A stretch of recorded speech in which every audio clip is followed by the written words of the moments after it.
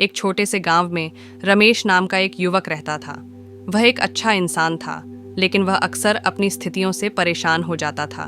उसे समझ नहीं आता था कि ऐसा क्यों हुआ। एक दिन रमेश ने एक पहाड़ पर जाने का फैसला किया, जहां एक बुद्धिमान संत रहता था।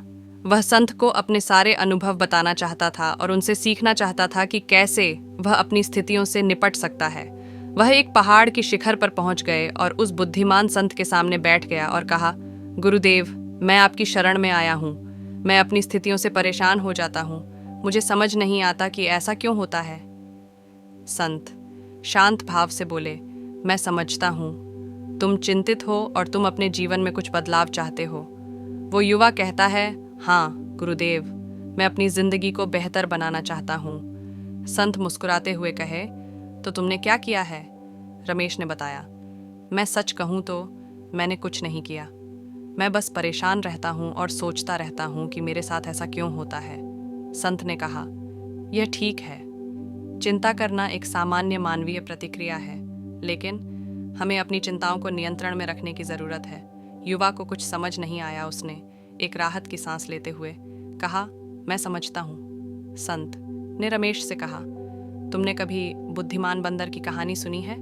युवा ने कहा, नहीं गुरुदेव। संत ने कहा, तुम एक बार इस कहानी को समझो ध्यान से। यह एक बहुत ही प्रेरणादायक कहानी है। यह हमें सिखाती है कि हमें अपनी स्थितियों और भावनाओं की जांच करने की ज़रूरत है। एक बार की बात है, एक जंगल में एक बड़े समूह में बंदर रहते थे। एक दिन वे एक छोटे से तालाब पर पहुंचे। तालाब के किनारे कई पैरों के निशान थे, लेकिन कोई भी निशान वापस जाते हुए नहीं दिख रहा था। उन बंदरों को आश्चर्य हुआ, इसका क्या मतलब है? बंदरों को यह देखकर डर भी लग गया। वे नहीं जानते थे कि तालाब में क्या है। लेकिन एक बुद्धिमान बंदर ने कहा कि हमें डरने की ज़रूरत नहीं है, हम जांच कर सकते हैं। बुद्धिमान बंदर ने तालाब में एक छड़ी डाली। छड़ी को कुछ नहीं हुआ। तो बुद्धिमान बंदर ने तालाब में एक पत्थर फेंका। पत्थर को भी कुछ नहीं हुआ। सभी बंदरों को कुछ समझ नहीं आया। वो आश्चर्य से उस तालाब को देख रहे थे। पर एक बंदर ने कहा, क्या तालाब सुरक्षित है? बुद्धिमान बंदर ने कहा, हाँ, तालाब सुरक्षित है। बंदरों ने तालाब में पानी पिया और फिर जंगल में लौट आए। फिर संत ने कहा, हमें अपनी स्थितियों और भावनाओं की जांच करने की ज़रूरत है। हमें डरने की ज़रूरत नहीं है। अगर हम शांत रहें और बुद्धिमानी से काम करें तो हम हर समस्या का समाधान पा सकते हैं। युवा ने कहा, धन्यवाद गुरुदेव, मैं आपकी सलाह को हमेशा याद रखूंगा। रमेश अपने कमरे में बैठा है। मैं बुद्धिमान बंदर की कहानी को कभी नहीं भूलूंगा।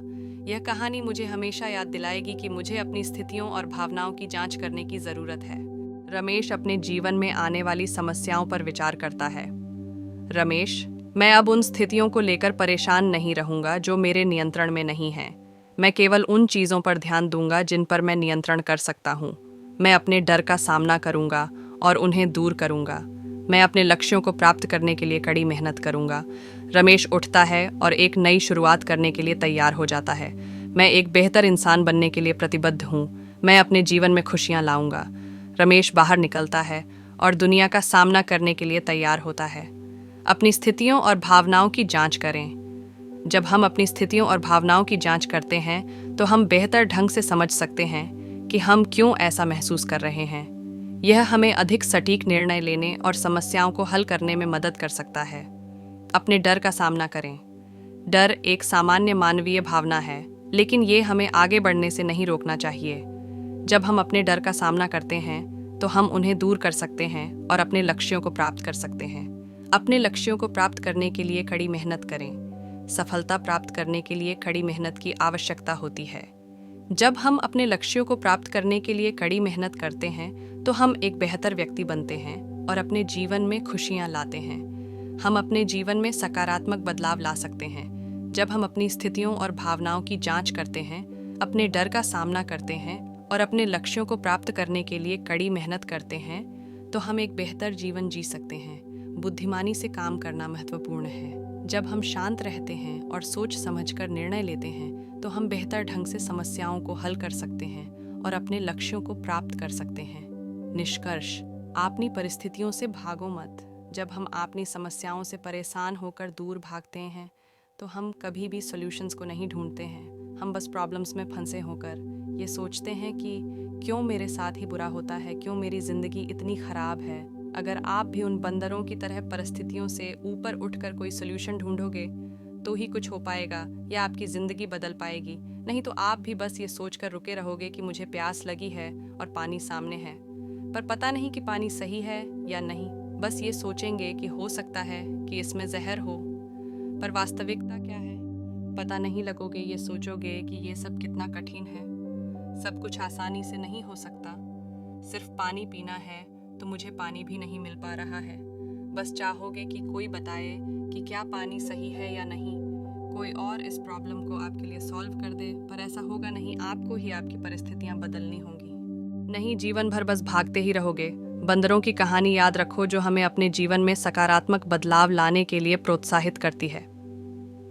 यह कहानी हमें सिखाती है कि हम अपनी स्थितियों और भावनाओं की जांच कर सकते हैं, अपने डर का सामना कर सकते हैं और अपने लक्ष्यों को प्राप्त करने के लिए कड़ी मेहनत कर सकते हैं। धन्यवाद कि आपने यह वीडियो देखा। हम आपके कमेंट्स की प्रतीक्षा कर रहे हैं। आप हमें कमेंट में बता सकते हैं कि आप भविष्य में किन टॉपिक्स पर वीडियो देखना चाहते हैं। इस बीच हमारी चैनल को सब्सक्राइब करना न भूलें और इस वीडियो को अपने दोस्तों के साथ शेयर करें। अगली बार मिलते हैं।